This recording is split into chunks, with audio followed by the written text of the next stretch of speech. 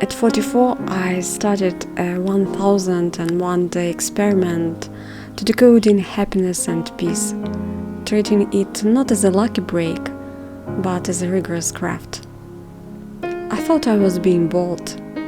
I thought I was the one holding the compass.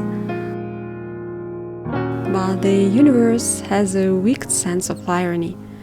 It loves to show a student exactly how little they know by sending a master. Just 7 days in, I met a woman who has been practicing this craft for nearly a century. She is 97, and she is the youngest and the happiest person I've ever met. And today I want to share 5 secrets she gave me.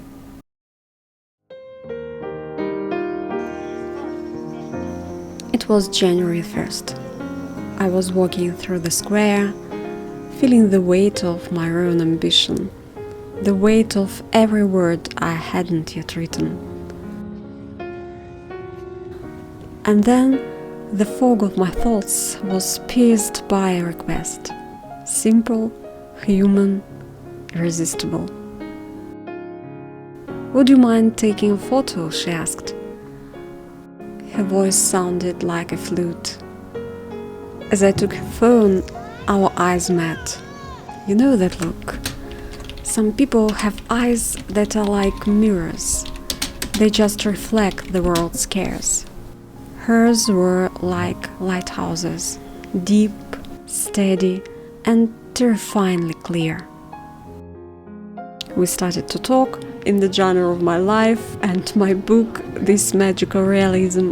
I half expected her to vanish into a cloud of stardust, but she was more real than the pavement beneath my feet.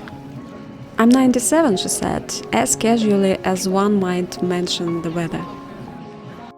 97! She was 53 years ahead of me on this bridge of time. She moved with a somatic ease that I've spent months trying to practice. Her spine was a straight line between the earth and the stars. Imagine this, at 90, she told me, she packed her life into boxes and moved 9,000 kilometers. From one climate to another, across the map of the world, following a silent tug of your soul. Now, at almost 98, she's living alone in a whole town, doing everything herself, and she's absolutely happy. How can someone be so happy at that age, in that world? She blew my mind. I was so shocked that I didn't film anything at that moment. I asked her for the formula. My pen was ready. My 1001-day experiment needed its first major entry. And she didn't give me a lecture. She gave me fragments of gold. While we were standing there, it was like the square had turned into a classroom. I was listening to every word she said, catching every little movement she made. She was so elegant, and trying to figure out the secret of her smile. And my teacher, no, master, she wasn't standing at the front of the class giving a vague advice. She was handing me the technical drawings of her soul. Everything was short and straight to the point.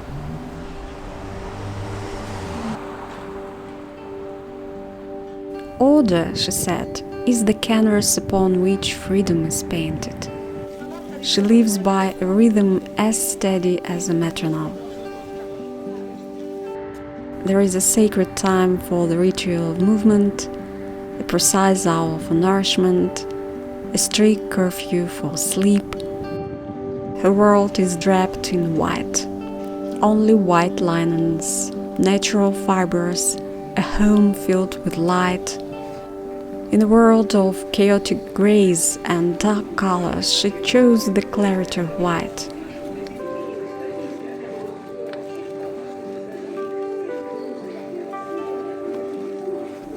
She taught me that order in the house is order in the head, and order in the head is peace in the heart. Her day doesn't begin with the news. It begins with the skin. Before the world can touch her, she touches herself. A massage of the fingers, a careful kneading of the feet, a conversation with every joint. She treats her body not as a machine to be used, but as an instrument to be tuned. She spends a lot of time outside, and she walks a lot, not to get somewhere, but to belong to the earth. She is 97, and her body is a well-read book with a spine that refuses to bend. She is a regular at the local library. Every evening she reads a lot, and she challenges her mind with complex puzzles on her tablet, choosing the hardest combinations.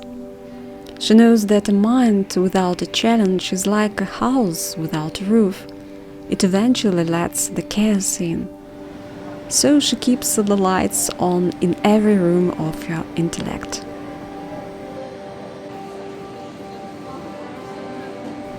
Her fingers are never idle. She weaves small crafts and art pieces out of beads, paper and fabric. She doesn't make things to keep for herself. She makes them to give away. She shares her beautiful creations with people, usually strangers, and she lamented not having a handmade gift in her pocket for me that day. In the logic of the modern world, she is a solitary woman 9,000 kilometers from home.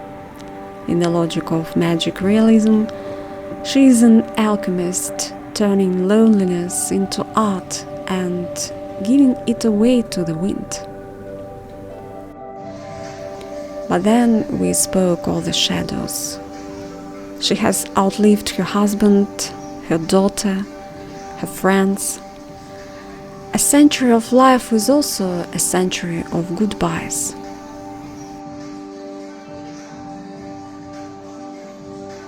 You must never let yourself wither, she told me. Her joy isn't a result of a lack of tragedy. It's a victory over the inevitable. She chooses interest over despair. She chooses a joyful heart as a professional discipline, as she said. She taught me that creativity is the ultimate antidote to grief. To create is to insist that life is still worth the effort.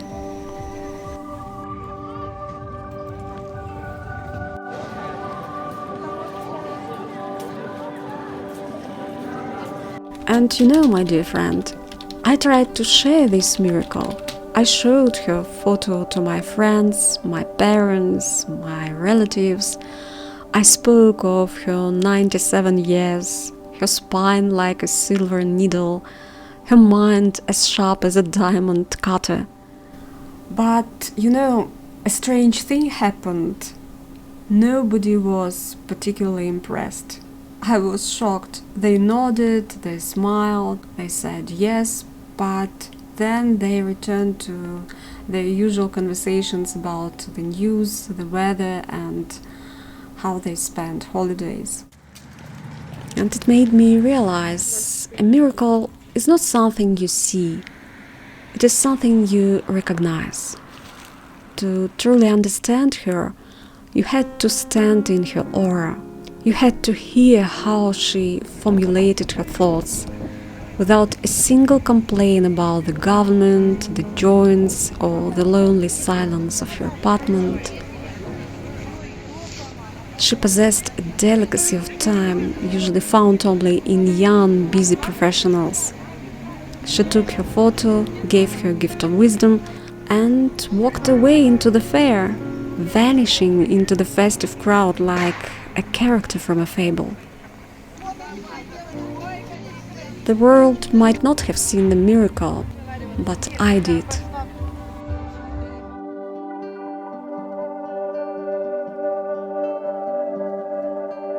And I decided to weave her blueprint into my own. My body is the first draft of my novel. I practice my gymnastics now with a new intention. It is no longer just exercise.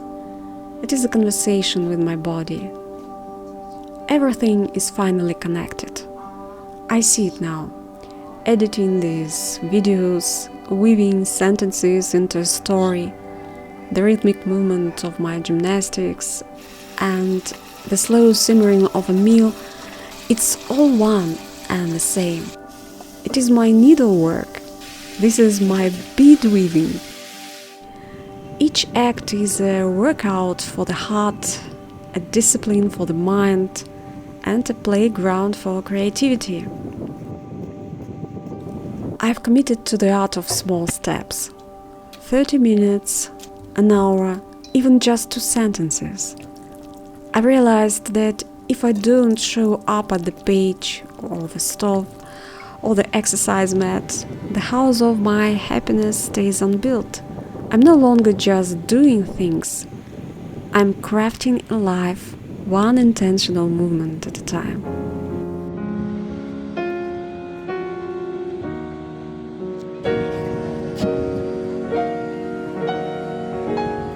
And the hardest lesson she left me with wasn't the diet or the exercise. It was the joyful heart. To learn to be glad regardless of the shadows. I'm learning that happiness isn't a lucky break you wait for. It's a decision you make while the food is simmering, while the muscles are aching, and while the blank page is staring you in the face. It is a path as long as a century, taken one step at a time. So she walked away with a lightness that made the gravity of the earth seem optional.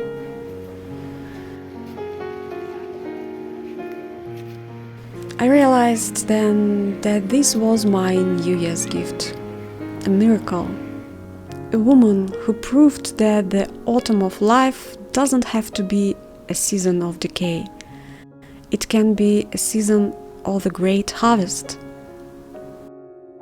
But looking at her, I saw something even more radical.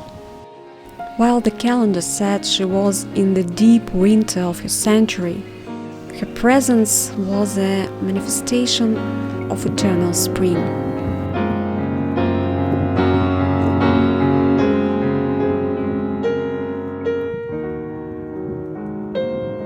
She had the eyes of a seeker and the vitality of a woman whose journey has only just begun.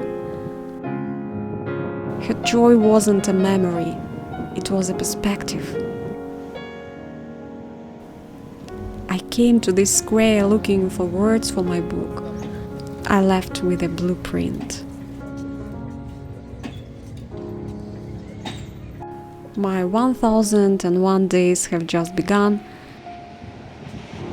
I'm 44, and for the first time, I'm not afraid of the distance.